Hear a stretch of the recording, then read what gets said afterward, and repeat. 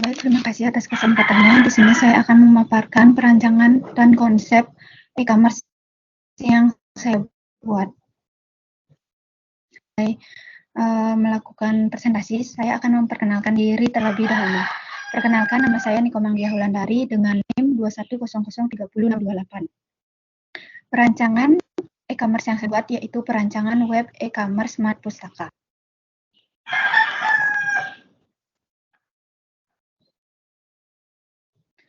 Konsep di rancangan Smart Pustaka ini merupakan konsep yang menggabungkan elemen-elemen dari industri pustaka dengan teknologi e-commerce dan kecerdasan buatan untuk menciptakan pengalaman berbelanja buku yang lebih efisien.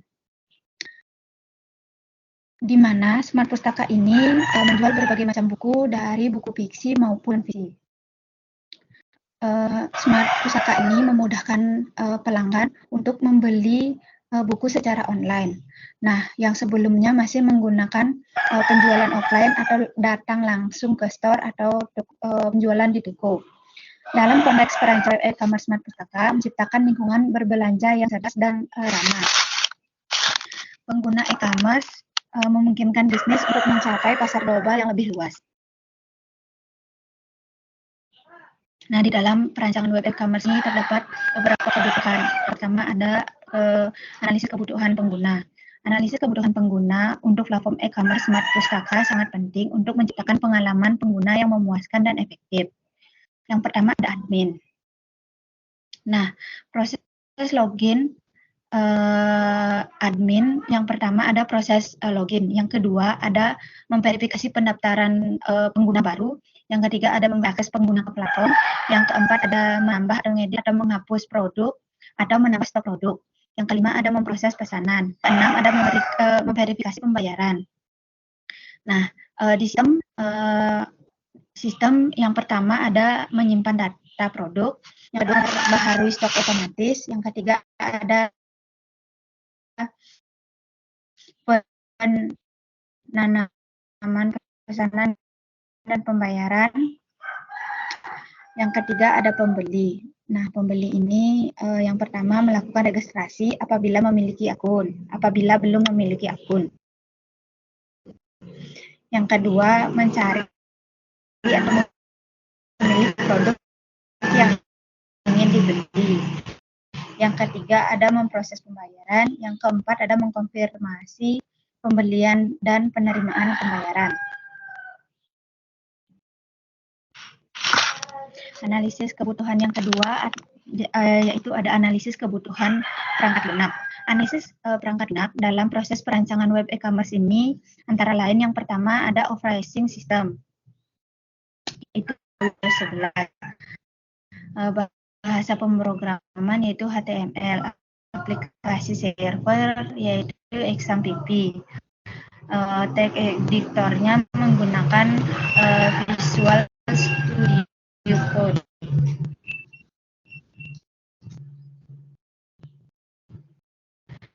Analisis kebutuhan perangkat keras. Analisis kebutuhan perangkat keras yang digunakan untuk menjalankan website Smart Pustaka yaitu laptop yang memiliki kapasitas RAM yang memadai, SSD atau hard disk yang memadai.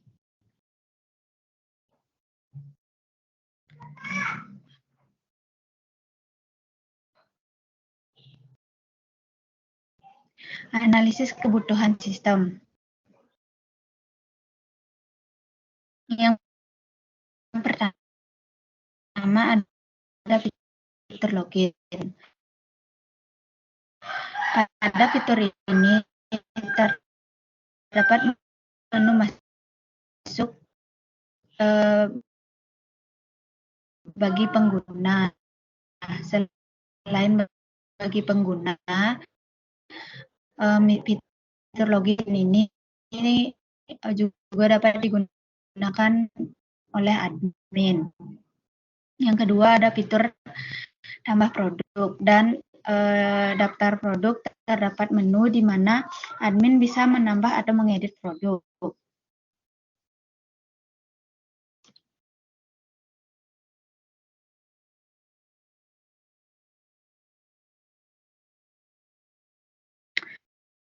Yang ketiga ada fitur pemesanan. Pada fitur ini terdapat menu pencaharian produk. Yang keempat ada fitur pembayaran. Terdapat menu proses pembayaran. Yang kelima ada fitur pengiriman. Terdapat menu untuk memilih jasa pengiriman.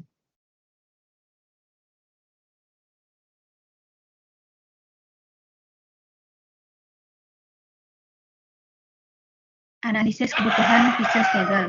Yang pertama ada performa. Sistem yang lama, informasinya yang diberikan masih manual melalui iklan dan brosur, pemberitahuan produk tanpa detail lengkap.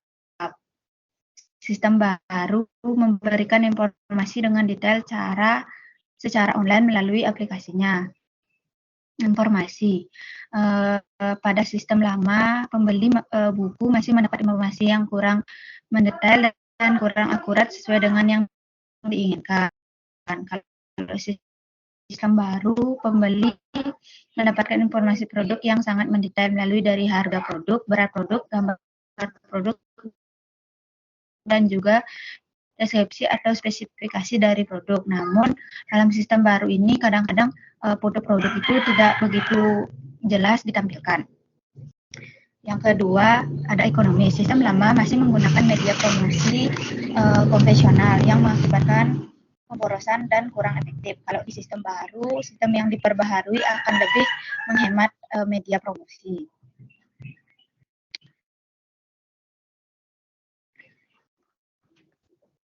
Selanjutnya ada kontrol. Karena di sistem lama, karena konsumen masih melakukan transaksi secara manual, menggunakan nota pembelian yang dapat dimanipulasi sistem yang digunakan sekarang mengakibatkan karyawan melakukan kecurangan. Kalau sistem baru, sistem yang diusulkan menghindari kecurangan karyawan karena setiap transaksi dihitung secara otomatis, sehingga sangat tidak mungkin data dimanipulasi. Nah, di efisiensi, jika toko berhalangan buka karena tidak ada toko offline, proses jual beli akan berhenti. Kalau di sistem baru, karena penjual dapat membuka toko offline, mereka melalui internet, proses jual beli akan tetap berjalan melalui aplikasi yang direkomendasikan oleh service.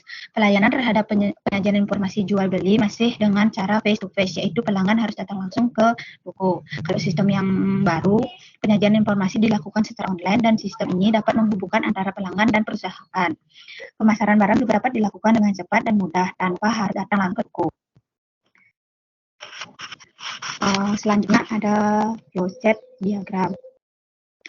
Nah, flowchart diagram itu dimulai dari pembeli atau customer mencari atau memanggil web e-commerce dengan ketentuan sudah terhubung ke internet. Lalu website akan menampilkan halaman awal sistem bagi pendaftaran akun atau proses login. Yang ketiga, jika pembeli belum memiliki akun, akan melakukan registrasi akun terlebih dahulu. Jika pembeli sudah memiliki akun, pembeli login dan dengan username atau password yang telah dibuat pada saat registrasi. Jika proses login berhasil, sistem akan menampilkan halaman katalog produk, dan jika proses login tidak berhasil, kembali ke halaman login.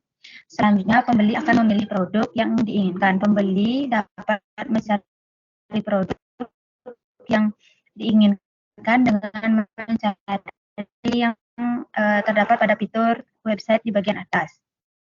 Nah, jika pelanggan sudah memilih produk, sistem akan memasukkan ke keranjang. Jika pembeli ingin menambah produk yang mau beli, sistem akan menampilkan halaman ke katalog produk. Jika pembeli sudah selesai memilih produk dan tidak ingin menambah produk, selanjutnya pembeli memilih metode pembayaran dan memastikan alamat pengiriman sudah sesuai. Selanjutnya pembeli melakukan check out. Sistem akan mengirim invoice pesanan. Penjual akan menerima laporan pembelian, kemudian memproses pembelian di sistem, lalu pengemas paket dan melakukan pengiriman. Kemudian sistem akan menampilkan no resi dan merubah status pengiriman. Penjual akan menerima resi dan dapat melacak paket yang sudah dikirim. Pembeli akan menerima pesanan dan melakukan pembayaran. Selanjutnya sistem akan merubah status pembayaran. Penjual mengecek status pembayaran dan dana akan masuk ke rekening penjual. Prosesnya selesai.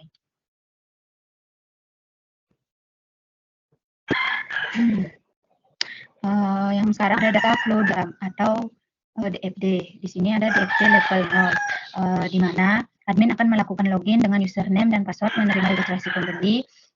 Bagian mengupload produk, admin bisa menyesuaikan dengan gratifikasi produk, update data stok produk, update spesifikasi, tidak ada bahan. Sistem akan mengupdate status pengiriman.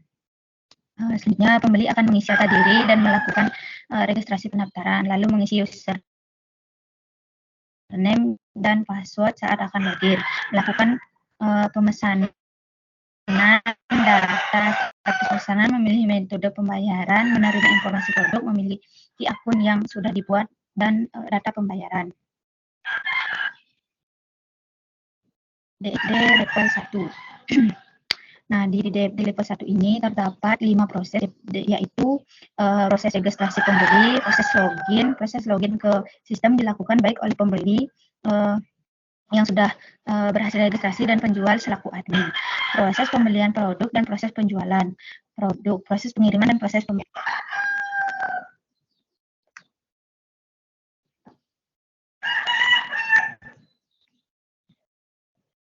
Pertama, pembeli melakukan registrasi ke sistem.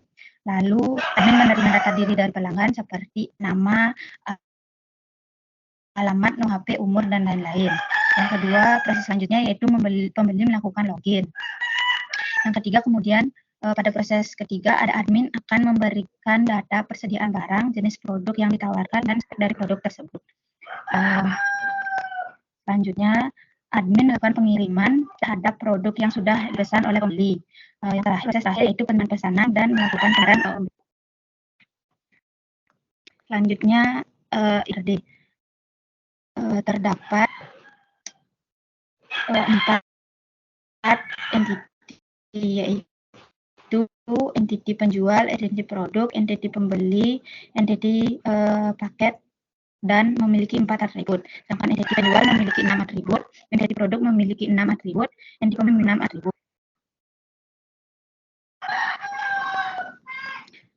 Mapping database, yaitu ID penjual, ID admin menggunakan integer, nama pembeli varchar, alamat teks, no HP integer 14, email varchar 30, nama admin.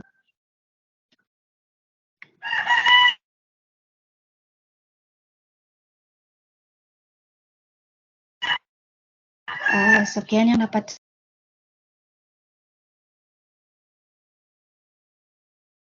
saya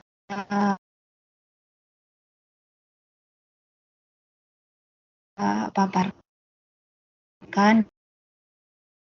Jika ada kesalahan yang saya sengaja maupun tidak sengaja,